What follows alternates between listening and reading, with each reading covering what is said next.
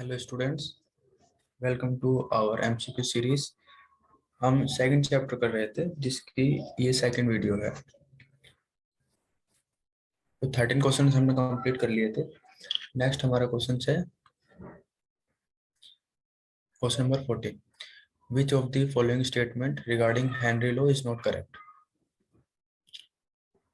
Not correct statement हमें बतानी है अकॉर्डिंग टू हेनरी लॉ।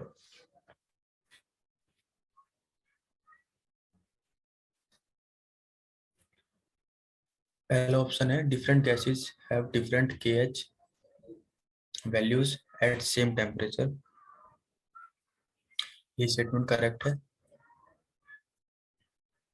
कि अलग अलग गैसेस का KH value Henry constant value जो होती है वो अलग अलग होती है।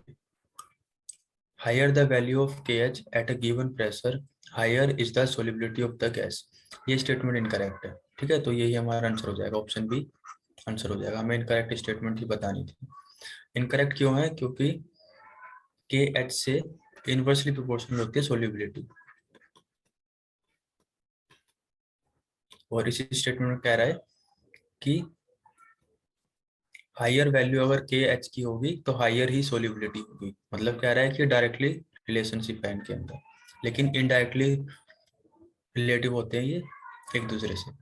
तो जो सेकंड स्टेटमेंट है ऑप्शन बी इस करेक्ट होगा। ऑप्शन बी जो है वो इनकरेक्ट स्टेटमेंट है। नेक्स्ट क्वेश्चन है हमारा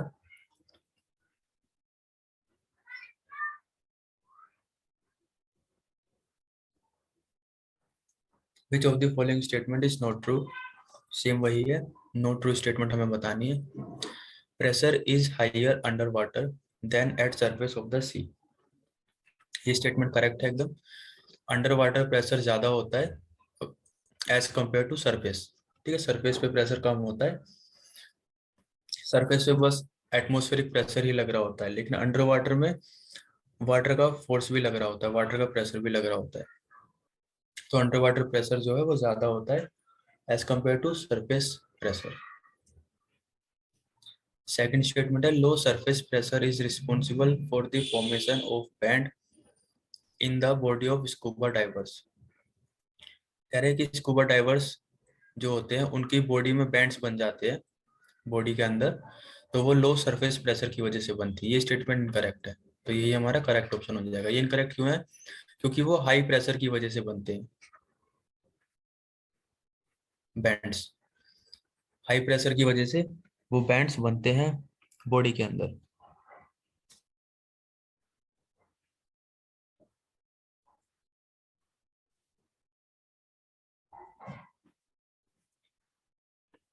जैसे ही प्रेशर ज्यादा होगा वैसे ही सोल्यूबिलिटी भी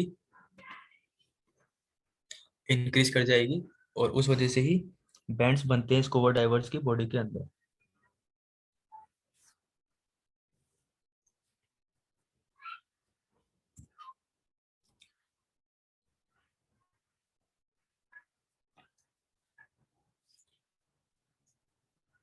बाकी की स्टेटमेंट्स भी देख लेते हैं। Bends are actually the bubble of nitrogen in the blood. Correct statement है ये। बैंड्स क्या होते हैं? नाइट्रोजन के बबल्स, नाइट्रोजन गैस के बबल्स बन जाते हैं ब्लड के अंदर।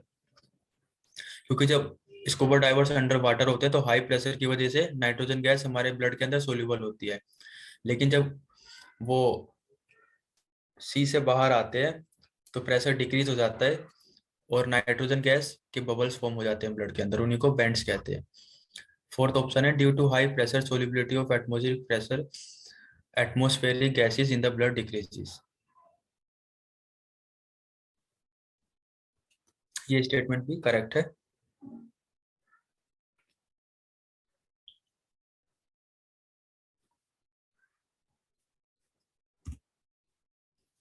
नेक्स्ट क्वेश्चन है ratio of O2 and N2 in air is 1:4। Find the ratio of their solubility in term of mole fraction. Ratio of solubility का रेशियो हमें निकालना है। किसकी टर्म में? मोल फ्रैक्शन के टर्म में, काई की टर्म में। इन दोनों का, ऑक्सीजन और नाइट्रोजन का। हमें KH वैल्यू गिवन है दोनों की ही, और दोनों का रेशियो दे रखा है 1:4।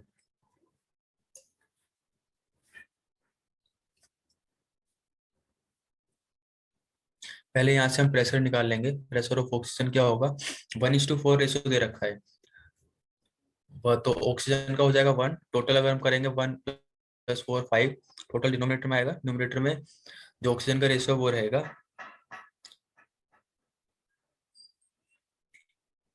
मल्टीप्लाई बाय 1, क्योंकि एटमोस्फियर प्रेशर की बात कर रहे हैं जो कि 1 होता है। तो ये हो जाएगा 0.2 बार प्रेशर ऑक्सीजन का। ऐसे ही प्रेशर हम निकालेंगे नाइट्रोजन का।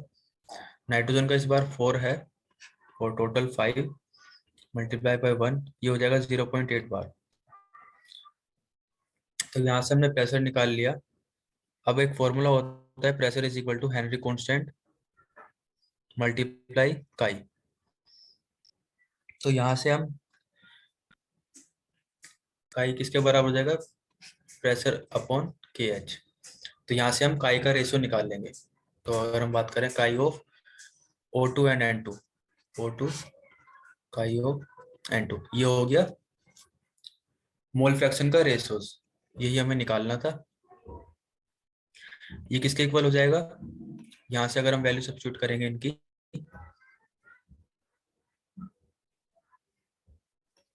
Pressure of oxygen divided by K H of oxygen, Henry constant.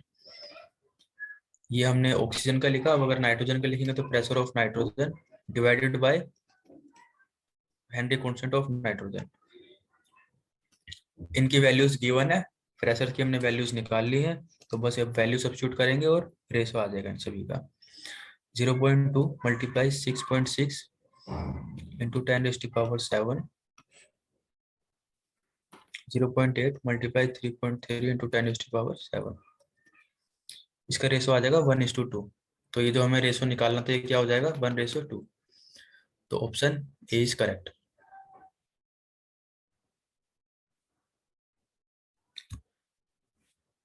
हमारा नेक्स्ट क्वेश्चन है, के एच वैल्यूज गिवन है और हमें इन सभी को अरेंज करना है increasing order of their solubility. फिर से वही हेनरी कांस्टेंट जो होता है वो इनवर्सली प्रोपोर्शनल होता है सोल्युबिलिटी के। तो सबसे ज्यादा हेनरी कांस्टेंट के एच की वैल्यू सबसे ज्यादा जिसकी होगी उसकी सोल्युबिलिटी सबसे कम होगी।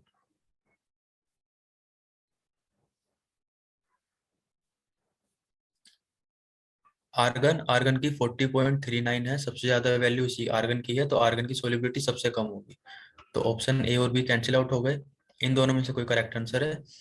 अब आर्गन के बाद CO2, CO2 की सबसे ज्यादा है आर्गन के बाद, तो CO2 की सबसे कम होगी। तो इन तीनों में कार्बन डाइऑक्साइड सबसे कम होगा, तो option C is correct, option D भी करेक्ट होगा।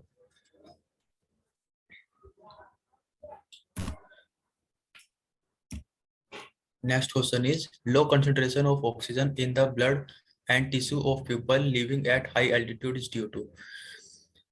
कंसंट्रेशन जो होती है वो कम होती है किसकी, ऑक्सीजन की, ब्लड के अंदर, टिश्यूज के अंदर। जो लोग हाई एल्टीट्यूड पर रहते हैं, जो लोग ऊंचाई पर रहते हैं, ठीक है, माउंटेन्स वगैरह में, हिल एरियाज में जो रहते हैं, उनके ब्लड और टिश्यूज के अंदर कंसंट्रेशन ऑफ ऑक्सीजन कम होती है। क्यों, हाई एल्टीट्यूड्स पर जो एटमॉस्फेरिक प्रेशर होता है वो कम होता है, उसकी वजह से कंसंट्रेशन ऑफ ऑक्सीजन कम हो जाती है उनके ब्लड और टिश्यू के अंदर। तो लो एटमॉस्फेरिक प्रेशर, ये इसका करेक्ट आंसर होगा।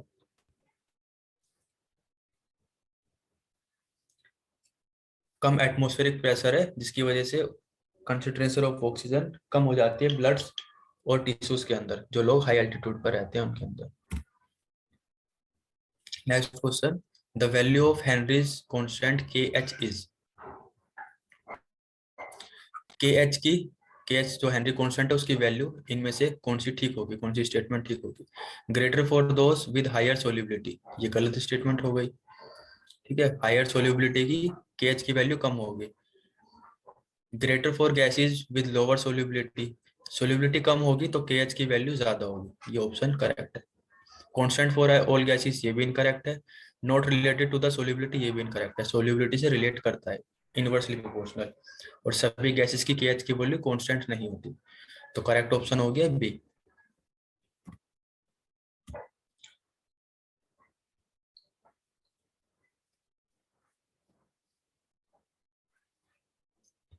The following diagram show vapour pressure of,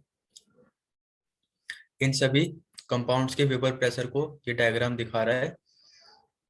हमें बताना है कि फर्स्ट, सेकंड, थर्ड, फोर्थ इनमें से किस किस मॉलिक्यूल के वेपर प्रेशर के डायग्राम है।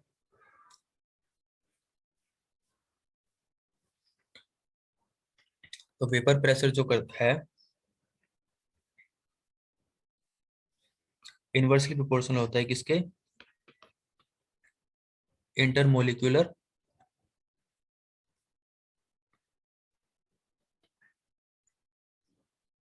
इंटरेक्शन के।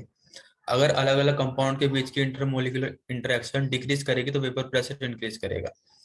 अगर कंपाउंड के अंदर जो मॉलिक्यूल्स होंगे उनके बीच की इंटरेक्शन डिक्रीज करेगी तब वेपर प्रेशर इंक्रीज करेगा।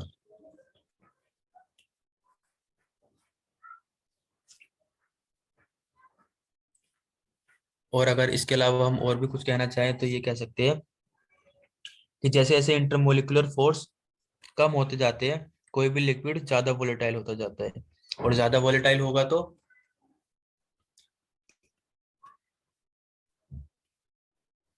इंटरमोलिकुलर फोर्स डिक्रीज करेंगे तो लिक्विड जो है वो वोलेटाइल हो जाएगा, और लिक्विड अगर वोलेटाइल हो गया तो उसका वेपर प्रेशर जो है वो इंक्रीज कर जाएगा। तो हम ये भी कह सकते हैं। और इसी की वजह से हम कहेंगे कि CH3F इसका वेपर प्रेशर जो है वो सबसे ज्यादा होगा, और CH3COH इसका वेपर प्रेशर जो है वो हाई होगा, और इसका वेपर प्रेशर लो होगा।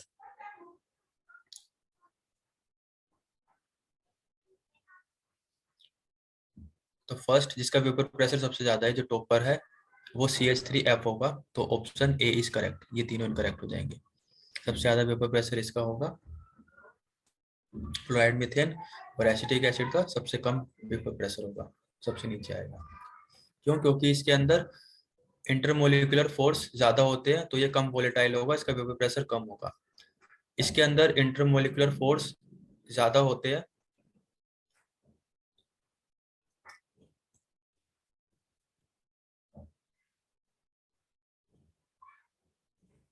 इसके अंदर इंटरमोलिकुलर फोर्स कम होते हैं तो ये ज्यादा वोलेटाइल होगा और इसका वेपर प्रेशर भी ज्यादा होगा CH3F का। और इसका एसिटिक एसिड का इंटरमोलिकुलर फोर्स ज्यादा होगा क्योंकि यहाँ पे ये एसिड है, एक यहाँ से H+ निकल के यहाँ पे हाइड्रोजन बॉन्डिंग भी पॉसिबल हो सकती है, जिसकी वजह से इसका वेपर प्रेशर डिक्रीज कर जाएगा। तो ये सबसे लोवेस्ट वाला होगा, इसका वेपर प्रेशर सबसे कम है एसिटिक एसिड का।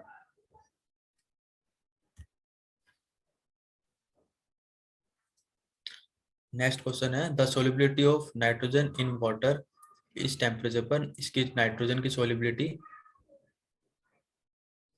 इतने प्रेशर पर और इतने टेम्परेचर पर इतनी है 0.01 ग्राम पर लीटर। ये सोलिबिलिटी ऑफ नाइट्रोजन है। द सोलिबिलिटी इन ग्राम पर लीटर में ही हमें बतानी है, बस हमारा प्रेशर जो है वो चेंज करते हैं इस प्रेशर पर कितनी सोलिबिलिटी होगी। तो प्रेशर जो है वो डायरेक्टली प्रोपोर्शनल होता है सोलिबिलिटी से।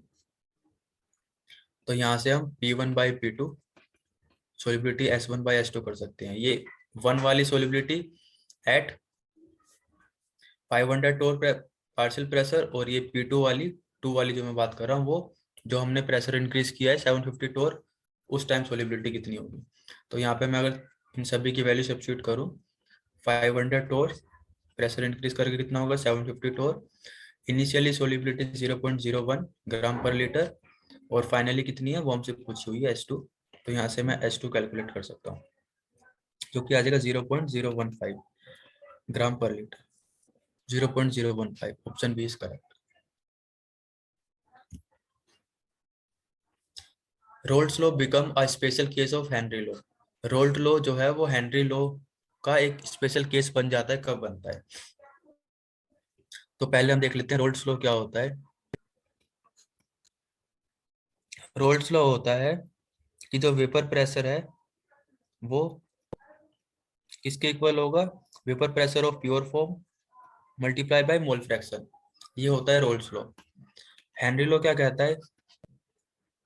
हेनरी लो कहता है कि जो प्रेशर होगा वो किसके इक्वल होगा? Henry constant multiply by mole fraction. तो ये हेनरी लो कहता है कि पार्शियल प्रेशर किसके इक्वल होगा? Henry constant multiply mole fraction. और रोल्स लो कहता है कि पार्शियल प्रेशर किसके इक्वल होगा? Pressure at pure condition multiply by mole fraction. तो यहां से अगर हमें इन दोनों पार्शियल प्रेशर को इक्वल करना है तो काई दोनों में सेम है, पार्शियल प्रेशर दोनों में सेम है, तो क्या कंडीशन होगी? ये जो प्रेशर एट प्योर कंडीशन है ये हेनरी कांस्टेंट के बराबर हो जाएगा, तब ये दोनों पार्शियल प्रेशर इक्वल हो जाएंगे। P naught is equal to K H. इस कंडीशन पे ये रोल्स लॉ और हेनरी लॉ इक्वल हो जाएंगे, मतलब रोल्स लॉ किसकी तरह बिहेव करेगा? हेनरी लॉ की तरह बिहेव करेगा। तो option A is correct when K H is equal to pressure eight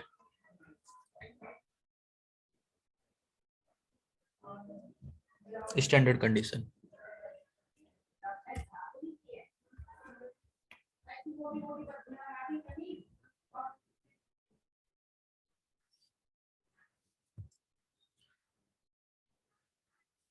three 300 kelvin पर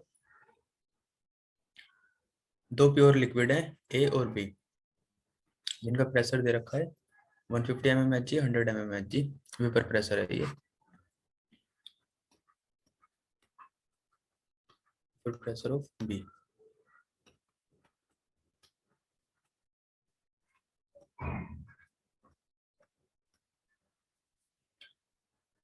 इक्विमोलर लिक्विड मिक्सर, हमने इनको इक्विमोलर में मिक्स कर दिया ए और बी को। इक्विमोलर में मिक्स किया तो दोनों का 0.5 0.5 भी होगा, दोनों को हमने इक्वल। अब इक्विमोलर लिक्विड हमने मिक्सर बनाया।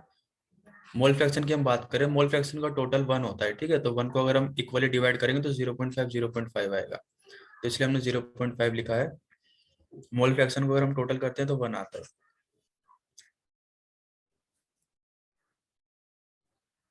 तो यहाँ से ही हमारा मोल फ्रैक्शन ऑफ ए हो जाएगा 0.5, मोल फ्रैक्शन ऑफ बी हो जाएगा वो भी 0.5। दोनों को हमने इक्विमोलर में मिक्स किया है और टोटल मोल फ्रैक्शन हो जाएगा 1।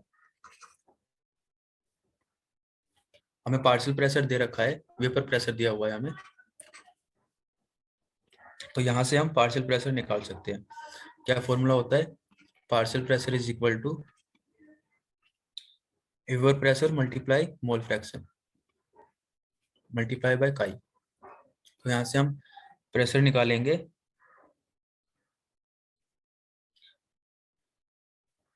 Partial pressure, pressure of pure A multiply by mole fraction of A plus pressure of pure B multiply by mole fraction of B. यहाँ से हम टोटल प्रेशर निकाल रहे हैं, ठीक है? ये टोटल प्रेशर है। इनकी अगर मैं वैल्यू सब्स्टिट्यूट करूँ यहाँ पर 0.5 मल्टीप्लाई 150 प्लस 0.5 मल्टीप्लाई 100, तो यहाँ से प्रेशर निकल के आएगा 125। अब हमें क्या निकालना है? हमें निकालना है मोल fraction of B in the vapour pressure mixer. Mixer के अंदर जो वेपर प्रेशर बन रहा था, मिक्सर के अंदर जो वेपर प्रेशर बना हुआ है उसके अंदर, वेपर प्रेशर के अंदर ए और बी दोनों का ही वेपर प्रेशर है। टोटल वेपर प्रेशर के अंदर हमें निकालना है वेपर प्रेशर के अंदर मोल फ्रैक्शन बी का, बी का मोल फ्रैक्शन कितना होगा? तो ये निकल के आएगा mole fraction of B,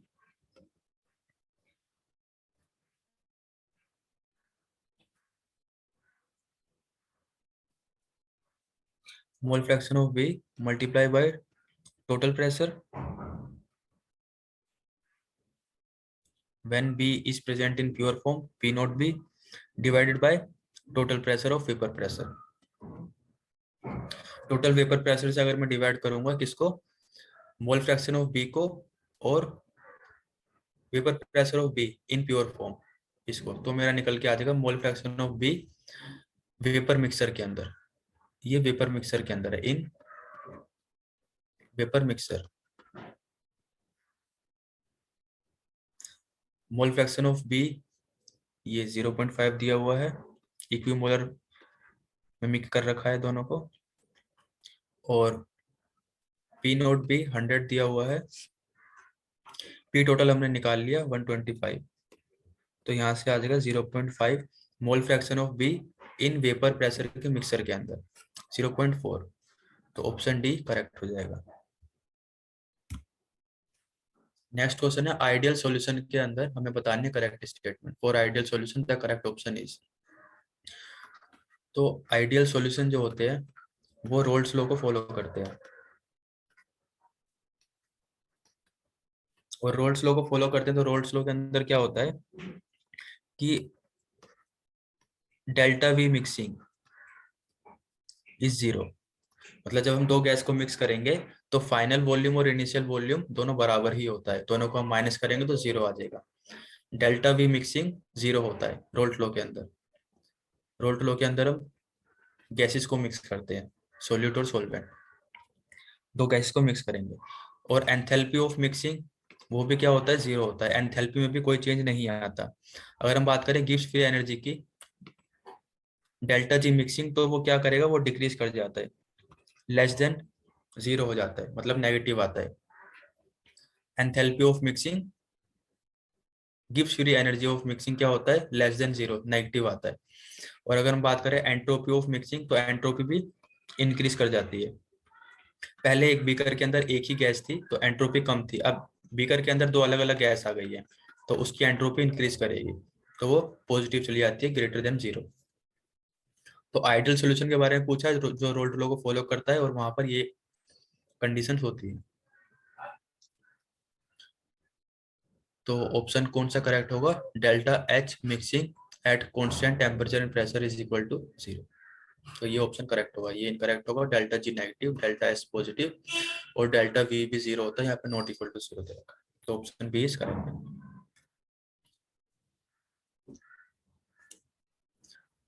The solution which show large positive deviation from the Rolt law. Large positive deviation Raoult law से जो सॉल्यूशन शो करेगा उसके अंदर इनमें से कौन सी चीजें होती है, maximum boiling azeotrope eight specific composition, maximum freezing point, freezing point तो होता ही नहीं, बॉइलिंग पॉइंट डिक्रीज करता है, तो मैक्स बॉइलिंग पॉइंट होगा लेकिन मैक्सिमम नहीं होगा। Minimum boiling point azeotrope eight specific composition, तो यहाँ भी फ्रीजिंग वाला ऑप्शन करेक्ट हो, इनकरेक्ट हो गया, तो option C is correct. Large positive deviation, positive deviation अगर रोल्ट लॉ के अंदर दिखाएगा तो वो क्या बनाते हैं, मिनिमम बॉइलिंग एजियोट्रोप, मतलब जो दोनों का बॉइलिंग पॉइंट होता है वो सेम हो जाता है, इसी को हम कहते हैं एजियोट्रोप, जिसको हम फ्रैक्शनल डिस्टिलेशन से सेपरेट नहीं कर सकते। तो इनका जो बॉइलिंग पॉइंट है वो दोनों का ही डिक्रीज हो जाता है और सेम हो जाता है, सेम होने का मतलब एजियोट्रोप बना रहे हैं और दोनों का बॉइलिंग पॉइंट डिक्रीज कर जाता है। तो large positive deviation Raoult law में मिनिमम बॉइलिंग एजियोट्रोप शो करते हैं।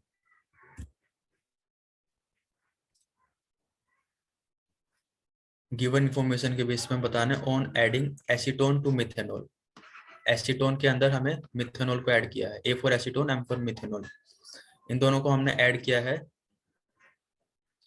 सम of the hydrogen bonds between methanol molecule breaking, अब मिथेनॉल मिथेनॉल के बीच में जो हाइड्रोजन बॉन्ड फॉर्म हो रहे थे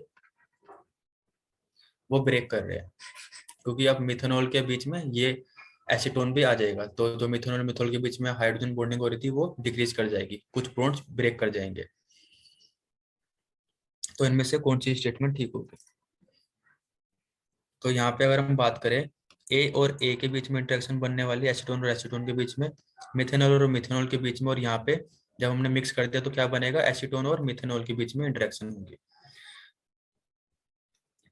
तो इसमें जो ए और एम, एसीटोन और मिथेनॉल के बीच में इंटरेक्शन है वो कम है, किससे कम है, इनके बीच में इंटरमोलिकुलर फोर्स ऑफ इंटरेक्शन कम है, किससे, एसीटोन और एसीटोन से, एंड मिथेनॉल एंड मिथेनॉल से।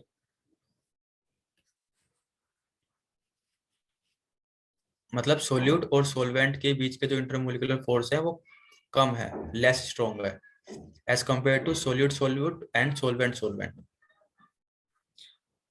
और ऐसे ये कंडीशन जहां पर होती है वो क्या शो करते हैं, पॉजिटिव डेविएशन शो करते हैं रोल्ट लॉ की। और जो पॉजिटिव डेविएशन शो करते हैं वो भी लास्ट क्वेश्चन में देखा था, क्या करते हैं, मिनिमम बॉइलिंग एजियोट्रॉप दिखाते हैं। तो अब देख लेते हैं ये सारी चीजें किस ऑप्शन में लिखी हुई है। At specific composition methanol acetone mixture will form minimum boiling azeotrope and will show positive deviation from Raoult law. पहली ऑप्शन में ये सारी चीजें लिखी हुई है, तो option A is correct. At specific composition methanol acetone mixture maximum boiling azeotrope नहीं होगा। Methanol acetone will form minimum boiling azeotrope will show negative deviation नहीं होगा, पॉजिटिव डेविएशन दिखाएगा। At specific maximum boiling azeotrope ये भी नहीं होगा, तो ऑप्शन ए इज करेक्ट।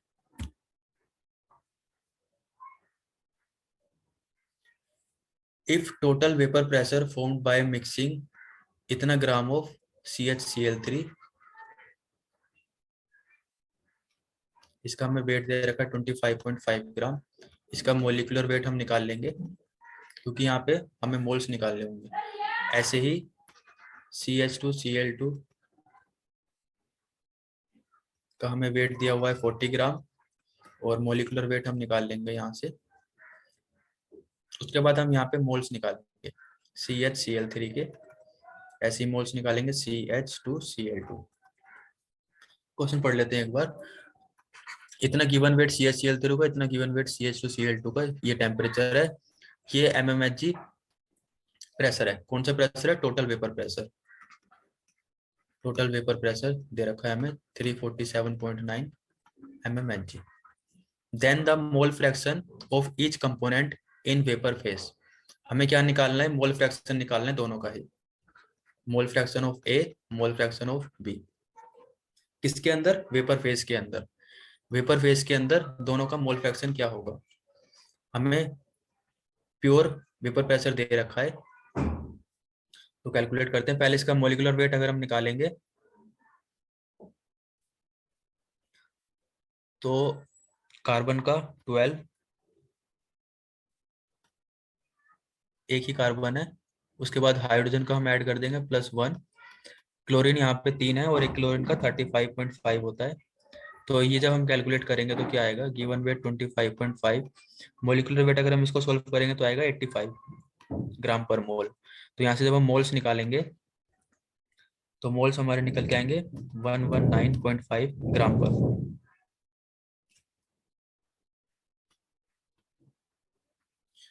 इसका अगर हम मोलिकुलर वेट निकालेंगे तो कार्बन का फिर से 12 प्लस 2 हाइड्रोजन है तो 1 × 2 प्लस 2 क्लोरीन है तो 2 × 35.5, गिवन वेट 40। इन सभी को अगर हम सोल्व करेंगे तो आएगा 85। अगर यहाँ से हम मोल्स निकालेंगे तो वो आएगा 0.47 मोल।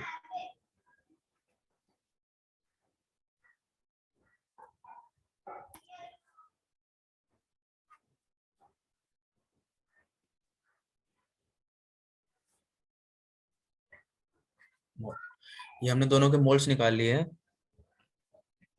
टोटल मोल्स अगर निकाले हम, दोनों को ही ऐड कर देंगे, 119.5 प्लस 0.45,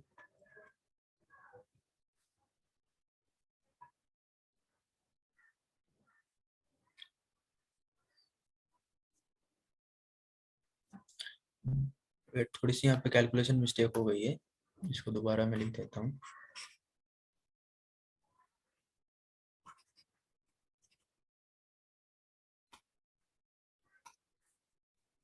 ये गिवन वेट था और जब हमने इसका मोलिकुलर वेट निकाला तो वो निकल के आया 119.5 ग्राम पर मोल। और जब हम नंबर ऑफ मोल्स निकालेंगे यहाँ पे इन दोनों को डिवाइड करके तो वो आएंगे 0.213 मोल। ऐसे ही यहाँ पे जब हम इन दोनों को डिवाइड करेंगे तो आएगा 0.47 मोल। अब हम दोनों मोल्स को ऐड करेंगे तो टोटल मोल्स आ जाएंगे 0.213 प्लस 0.47, हमारे टोटल मोल्स आ जाएंगे 0.683। टोटल मोल्स निकल के आ गए हमारे। अब मोल फ्रैक्शन हम निकाल सकते हैं easily. Mole fraction of CH2Cl3, कैसे निकालते हैं? Number of moles of CH2Cl3 CHCl3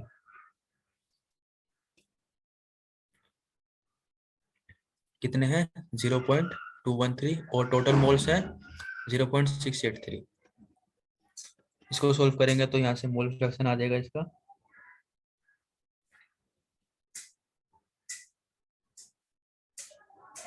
0.312। पर अगर हम मोल फ्रैक्शन हमें निकालना है CH2Cl2 का, तो 1 माइनस 0.312, टोटल मोल फ्रैक्शन 1 होता है। ठीक है, हम ऐसे भी निकाल सकते हैं, moles of CH2Cl2 divided by total moles. और दूसरा तरीका ये है कि 1 माइनस एक जो मोल फ्रैक्शन है उसको 1 से माइनस कर देंगे तो बाकी बचा हुआ आ जाएगा, तो ये आएगा 0.688। तो यहाँ से हमने मोल फ्रैक्शन निकाल लिया, लेकिन अब हमें निकालना है मोल फ्रैक्शन ऑफ, क्वेश्चन में गिवन पूछा हुआ है मोल फ्रैक्शन निकालना है वेपर फेज का। वेपर फेज का मोल फ्रैक्शन निकालना है, ये अभी वेपर फेज का मोल फ्रैक्शन नहीं आया, तो अभी हमें थोड़ा और कैलकुलेशन करना होगा। अभी हमें पार्शियल प्रेशर निकालना है CH2Cl2। पार्शियल प्रेशर कैसे निकालेंगे? मोल फ्रैक्शन को हमें मल्टीप्लाई करना पड़ेगा इनके प्योर P0CH2Cl2। ठीक है, प्रेशर जब प्योर फॉर्म में प्रेजेंट है ये CH2Cl2 multiply by mole fraction of CH2Cl2। तो यहाँ से हमारा पार्शियल प्रेशर निकल के आएगा CH2Cl2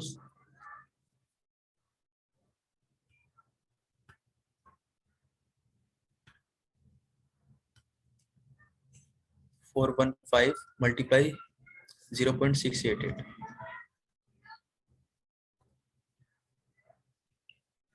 ये आ जाएगा 285.5 mmHg। सेम ऐसे ही मैं PCHCl3 का अगर मैं निकालूं तो उसका है 200 मल्टीप्लाई 0.312, ये आ जाएगा 62.4 mmHg। अभी पार्शियल प्रेशर निकल के आ गया, अब वहां से मैं मोल फ्रैक्शन निकाल सकता हूँ। CH2Cl2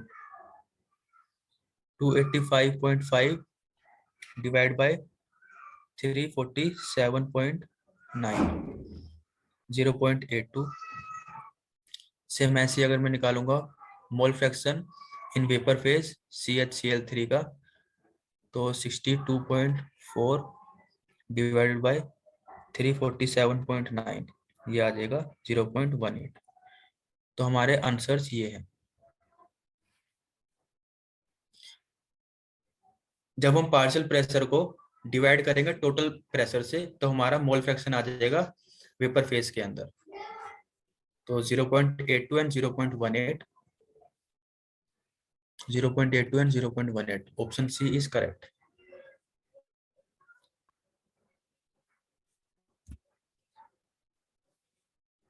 नेक्स्ट क्वेश्चन है, what happen to the freezing point of benzene when naphthalene is added.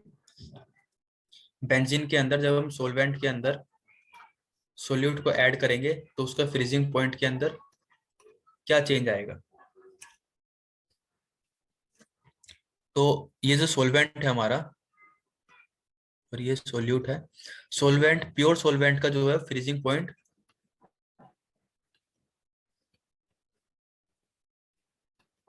Decrease कर जाता है जब उसके अंदर हम सोल्यूट को ऐड करते हैं। सोल्यूट को ऐड करने से जो फ्रीजिंग पॉइंट है वो डिक्रीज कर जाता है सोलवेंट का। तो जब नैप्थलीन को हम बेंजीन के अंदर ऐड करेंगे तो फ्रीजिंग पॉइंट जो है वो डिक्रीज कर जाएगा, option B is correct. Freezing point जो है बेंजीन का वो डिक्रीज कर जाएगा। नेक्स्ट क्वेश्चन है कि azeotrope mixture among the following the azeotrope mixture, azeotrope mixture इनमें से कौन से हैं?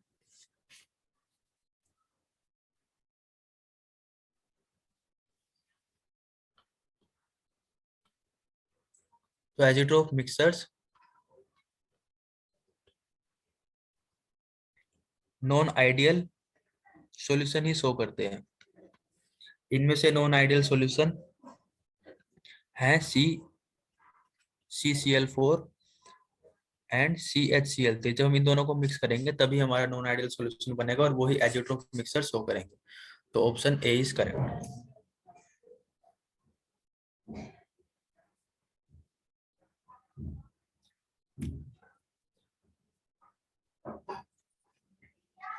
If two liquid A and B form minimum boiling azeotrope, A और बी क्या बना रहे हैं? Minimum boiling azeotrope at some specific composition. तो इनमें से कौन सा ऑप्शन ठीक है?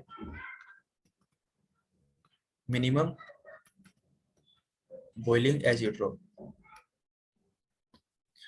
अभी हमने कुछ क्वेश्चन पहले ही मैंने बताया था कि मिनिमम बॉइलिंग एजियोट्रोप कौन शो करेगा, किस तरीके के फोर्सेस शो करते हैं जब ए और बी की जो इंटरेक्शन है वो वीकर है। किससे? ए और ए की इंटरेक्शन या फिर बी और बी की इंटरेक्शन, तब मिनिमम बॉइलिंग एजियोट्रोप शो होता है। तो A B interaction are stronger, option is incorrect. A B interaction are weaker than those A and B, option D is correct. ठीक है, ए और बी की जो इंटरेक्शन है वो वीकर होंगी ए और बी की इंटरेक्शन से, तभी मिनिमम बॉइलिंग एजियोट्रोप हमें दिखेगा। Vapour pressure of solute increases because more number of molecule of liquid A and B escape from the solution. ये भी गलत है। सॉल्यूशन का वेपर प्रेशर इंक्रीज इस वजह से नहीं होता, more number of molecule liquid A and B escape from solution. ठीक है, ऑप्शन ये इनकरेक्ट होगा। Vapour pressure of solution decreases, vapour pressure solution का डिक्रीज करेगा क्योंकि less number of molecule of only one of the liquid escape. ये भी option incorrect है। मिनिमम बॉइलिंग एजिट्रोप से ये दोनों ही ऑप्शन लिंक नहीं होते। ऑप्शन ए इनकरेक्ट है क्योंकि ये नहीं फॉलो होगा। ऑप्शन डी करेक्ट है क्योंकि ये इस तरीके की इंटरेक्शन सही होंगे मिनिमम बॉइलिंग एजिट्रोप के अंदर। तो इस वीडियो के लिए इतना ही, बाकी हम नेक्स्ट वीडियो में मिलते हैं। वीडियो पसंद आया तो लाइक करना, चैनल को सब्सक्राइब कर लेना। बाकी हम मिलते हैं नेक्स्ट वीडियो में। इस चैप्टर की 2 वीडियोज और आएंगी, फिर ये चैप्टर कंप्लीट हो जाएगा। Okay, thank you.